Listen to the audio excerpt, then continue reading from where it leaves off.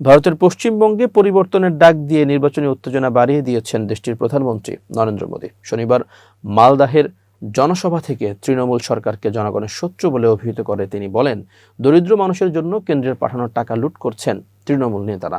মোদী ঘোষণা করেন, এখন সময় এসেছে এই নিষ্ঠুর সরকারকে বিদায় জানানোর বাংলায় সুশাসন প্রতিষ্ঠা করার। জনসভায় তিনি বলেন, আমি বলবো পাল্টানো দরকার, আর আপনারা বলবেন চাই বিজেপি সরকার। উপস্থিত জনতা চিৎকার করে বলে তার কথায় সায় দেয়। মোদী দাবি করেন, 2047 সালের মধ্যে ভারতকে একটি উন্নত দেশ হিসেবে গড়ে তোলার যে লক্ষ্য, তার জন্য বাংলায় সুশাসন অত্যন্ত জরুরি। তিনি বিহার, ওড়িশা ও ত্রিপুরার উদাহরণ টেনে বলেন, এবার বাংলার মানুষ বিজেপিকে বিপুল সংখ্যাগরিষ্ঠতা দেবে।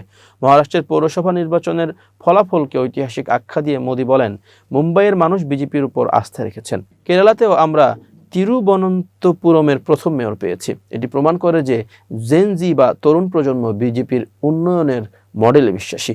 তিনি এই সাফল্যের ধারা বাংলায় বজায় রাখার আহ্বান জানান। মোদী বলেন, তৃণমূল সরকার অনুপ্রবেশকারীদের ভোটার বানানোর রাজনীতি করছে। বিজেপি সরকার গঠন করলে অনুপ্রবেশকারীদের চিহ্নিত করে কড়া ব্যবস্থা নেওয়া হবে।